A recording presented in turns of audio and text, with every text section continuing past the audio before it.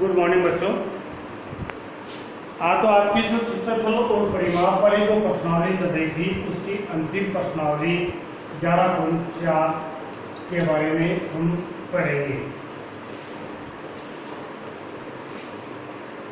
इस प्रश्नावली में आपको आयतन भी निकालना है, घन घनाभ बेलन का आयतन भी ज्ञात करना है कि किस प्रकार से ज्ञात किए जाते हैं। जैसे कि इसमें आपको कोई भी सवाल दे दिया जाता है, उसमें आपको ये ज्ञात करना है कि आयतन किस प्रकार से निकालते हैं, घनाभ किस प्रकार, घनाभ का आयतन किस प्रकार से, घन का आयतन किस प्रकार से, बेलन का आयतन किस प्रकार से निकालते हैं। पहले तो ये समझो कि आयतन कौन सी चीज़ का निकाला जाता है, क्षेत्रफल कौन सी चीज़ का निकाला जाता है। माना कि ये कष्ट घनाभ आकार का है, ये घनाभ आकार का है। अगर इसके चारों ओर हमें कवर करना है या इसके चारों ओर पेंट करना है तो उस स्थिति में इसका क्षेत्रफल है। और अगर हमें इसका वजन तोलना है तो क्या निकालेंगे, आयतन निकालेंगे। इसी प्रकार मान लो ये एक मकान है, ये घनाभ आकार का है। अगर इसमें हवा भरनी है, पानी भरना है या बच्चों को भरना है तो उस स्थिति में इसका आयतन निकालना है। और इसके अगर पेंट करना है तो क्या निकालना है, क्षेत्रफल निकालेंगे, एरिया निकालेंगे। इसी प्रकार अन्य कोई चीज़ देखते हैं, जैसे आपके घर में फूंक देने के लिए फूकड़ी रखते हो, वो बेलनाकार है। अगर उसको अंदर हाथ लगा के पानी भरना है तो ये समझो कि आयतन, और उसके चारों ओर पेंट करना है तो क्या निकालना है, क्षेत्रफल निकालना है। समझ में आ गई बात। यानी किसी चीज़ में कुछ भरना है, तोलना है, उस स्थिति में आयतन, और चारों ओर पेंट कराना है या कवर लगाना है, कुछ भी करना है तो उस स्थिति में वो क्या हो जाएगा, उसका क्षेत्रफल। जैसे कि आपको पहला सवाल दिया ये ज्ञात करने के लिए कि कितना पानी रखा जा सकता है, इस टैंक में कितना पानी रखा जा सकता है, यानी पानी भरना है तो क्या याद करेंगे, आयतन। इसके प्लास्टर कराने के लिए वार्षिक सीमेंट की बोरियां की संख्या, अगर चारों ओर पेंट करवाना है या प्लास्टर करवाना है, कुछ भी करवाना तो उस स्थिति में क्या निकालेंगे, क्षेत्रफल। इसमें भरे पानी से भर जाने पर छोटे टैंक में की संख्या, वो भी आयतन हो गया। यानी जो कुछ भरना है उस स्थिति में क्या आएगा, आयतन आएगा। अगला सवाल है, एक बेलनाकार ए और बी, दो बेलनाकार बर्तन हैं और दोनों का माप अलग अलग है, तो ये जांच करनी है कि दोनों में आयतन किसका अधिक है। यानी एक तो इस प्रकार से बनाया गया है ऊंचा,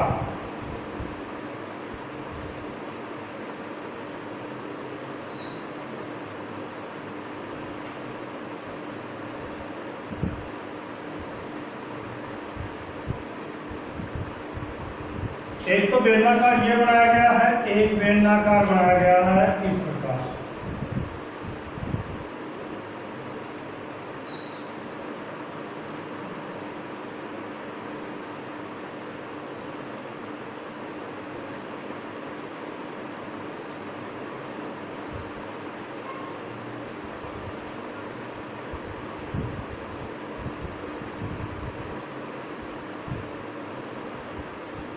ये दो अलग अलग प्रकार से बेलन बनाए गए, जिसमें एक की हाइट, इसकी हाइट 14 सेमी है और इसकी जो व्यास है वो कितना है, 7 सेमी है। पूरा व्यास है वो कितना है, 7 सेमी है। इसकी हाइट है वो 7 सेमी है और इसका व्यास 14 सेमी है। अब दोनों का अलग निकालेंगे। मान लो ये ए बर्तन है और ये बी बर्तन है, दोनों बेलनाकार हैं और बेलन का आयतन याद करना है। बेलन का आयतन बराबर पाई आर स्क्वायर एच। सूत्र क्या लगाना है, पाई आर स्क्वायर एच।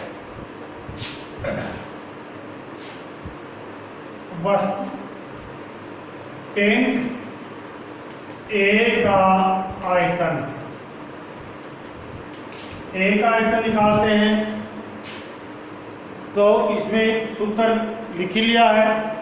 पाई का मान 22/7। अगर आपको 3.14 दे दिया जाता है तो 3.14 लिखोगे, और अगर ऐसा का ऐसा ही आपको दिया है तो पूरा का पूरा वो ही ये 22/7 ही लिखेंगे, कुछ नहीं दिया आपको। त्रिज्या आर की देखो, पहले जो टैंक ए है इसका माप था, त्रिज्या इसकी क्या थी, व्यास 7 है तो त्रिज्या 7/2, और हाइट क्या है, ऊंचाई क्या थी 14, तो यहाँ लिख देंगे 7/2 गुणा 7/2, यानी आर स्क्वायर है तो त्रिज्या को 2 बार लिखेंगे, गुणा 14, ये कट गया 7 बार और ये कट गया 11 बार, 7 से 7 काट दिए, 11 गुणा 77, 77 और 11 सा 77, 77 7 84, 847 घन सेमी। इसका क्या लिखेंगे, घन सेमी में लिखेंगे, क्योंकि देखो 1 2 3 बार गुणा हो रहे हैं, सेमी 3 बार गुणा हो रही है तो क्या जाएगा, घन सेमी। क्षेत्रफल वर्ग सेमी में, परिमाप सेमी में सिर्फ, और आयतन किसी चीज का निकालते हैं तो घन सेमी में आ जाता है। अब टैंक बी का माप क्या है, टैंक बी का आयतन निकालेंगे, पहले माप लिख लो इसका ऊपर, यानी त्रिज्या इसकी आर बराबर व्यास 14 है तो 14/2, और हाइट कितनी है 7, ये कट गया 7 बार, यानी त्रिज्या 7 हो गई, 22/7 गुणा 7 गुणा 7 गुणा हाइट भी 7 है, ये 7 से 7 कट गए, 77 गुणा 22, 22 उनकी 154, 154 और 15 172 घन सेमी, यानी इसका आ गया 1694 घन सेमी। पहले से डबल आ गया, जो टैंक ए है उससे बी का आयतन क्या है, डबल आ गया, इसका आयतन ज़्यादा है। यही आपको बताना है कि कौन से का आयतन कम है, कौन से का ज़्यादा है। तो क्या बताओगे, दोबारा समझो, पहले दोनों को ये आकृतियाँ दी गई है, बेलन के आयतन का सूत्र आप लोगों को याद हो गया होगा, बेलन के आयतन का सूत्र πr²h, सूत्र लगा लिया। फिर पहले टैंक ए का माप, ये व्यास दे रखा है यहाँ पर 7 सेमी, तो आर बराबर क्या हो जाएगा, सूत्र व्यास बटा 2 होता है, आर बराबर व्यास 7/2, तो 3.5 लिख दो, चाहे 7/2 ऐसा कैसा लिख दो, और फिर इसको इन संख्याओं को रख देते हैं, ये 22/7 गुणा 7/7 गुणा 7/2 गुणा 7, ये 1400, ये काट दिया 7 बार कट गया, इसको 7 से 7 काट दिया, 11 बार कट गए, 77 को 11 से गुणा कर दिया, 11 7 77, तो 7 सरकी 7, 11 7 77 7 84, 847 घन सेमी आ गया। दूसरे टैंक बी का माप, यानी इसका व्यास 14 सेमी है तो त्रिज्या कितनी हो जाएगी, 14/2 बराबर 7 सेमी। ये त्रिज्या इसकी 7 सेमी हो गई, हाइट 7 दे रखी है, तो 22/7 गुणा 7 गुणा 7, यानी ये तो दोनों त्रिज्या हो गई, ये दो क्या हो गई इसकी हाइट, एक 7 से 7 कट गया, 7 को 7 से गुणा करते हैं, ये गलत कर दिया, ये यहाँ पर 777 नहीं होते, 49 होते,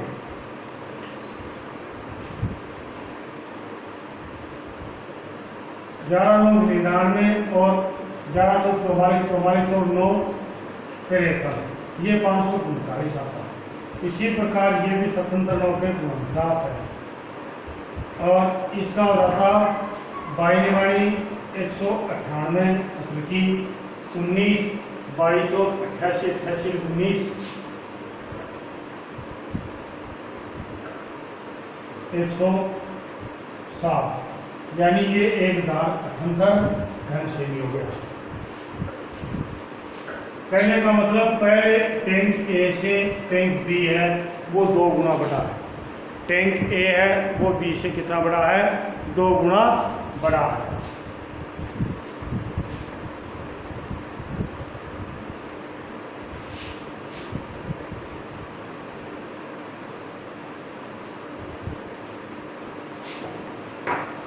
दूसरा इसमें सवाल, तीसरा सवाल दिया है, एक घनाभ आकार की ऊंचाई ज्ञात कीजिए जिसके आधार का तल 180 सेमी है और उसके आयतन कितना है, 900 है। आयतन कितना है, 900 है।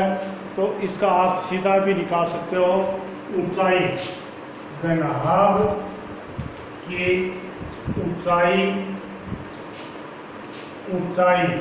बराबर आयतन बट्टा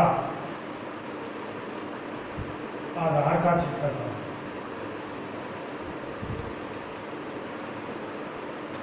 आयतन 900 दे रखा है, 900 घन सेमी, और क्षेत्रफल दे रखा है 180 घन सेमी। 0 से 0 कट गया, ये कट गया 5 बार, यानी 5 सेमी। ऊंचाई कितनी हो जाएगी उसकी, 5 सेमी हो जाएगी। अगला जो सवाल है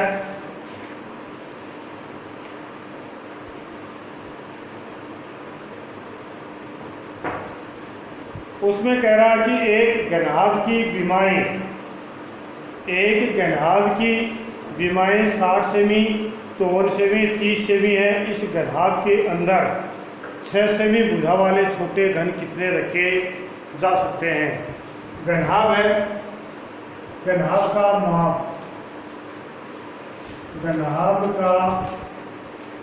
माप बराबर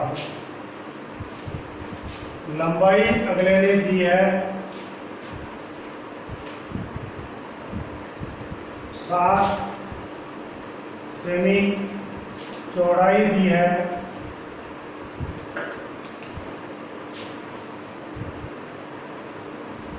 54 सेमी और ऊंचाई दी है 30 सेमी। ये तीनों दिए हैं।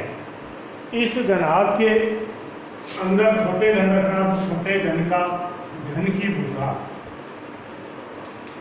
बराबर 6 सेमी। पहले घनाभ का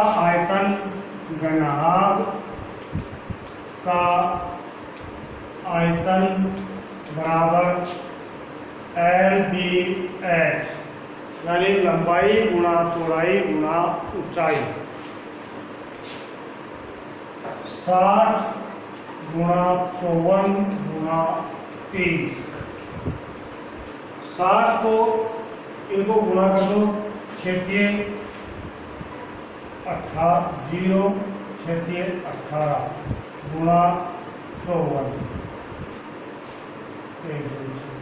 1800 हो गया। 7 को 30 से गुणा किया, 0 0 18 जो 72, 18 जो 90 90 7 97। दोबारा कर लेते हैं। 54 को 60 से किया, 0 6 जो 24, 6 जो 30 तो 32। फिर इनको गुणा कर दिया 30 से, 0 0 12 और 3 दूनी 6 1 7 और 3 दिया 9। ठीक है, ये आ गया घन सेमी। अब घन का आयतन बराबर भुजा क्यू। भुजा 6 है, 6 की घात 3, 6 की घात 3 और 3 216। 6 को 3 बार गुणा करते हैं, कितना हो गए 16। अब घनों की संख्या, घनों की संख्या याद करते हैं तो घनभाग का आयतन, घनभाग का आयतन बटा घन का आयतन।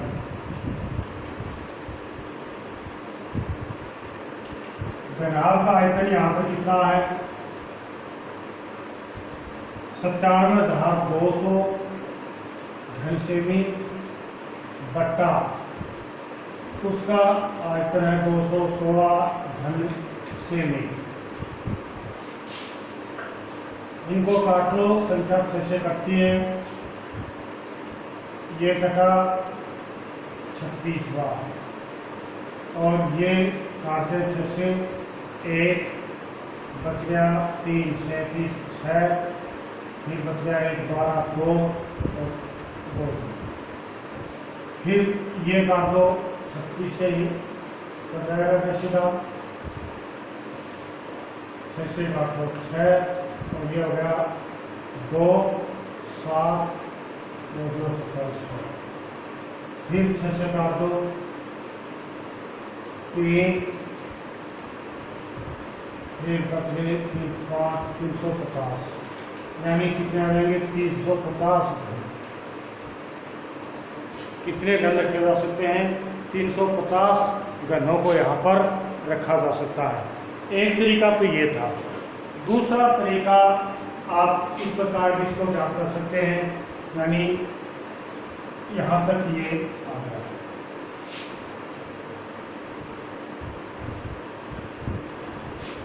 दूसरे तरीके से इसको करते हैं तो यहाँ सीधा लिख देंगे घनों की संख्या बराबर घनों की संख्या बराबर घन का घनभाग का आयतन बटा घन का आयतन।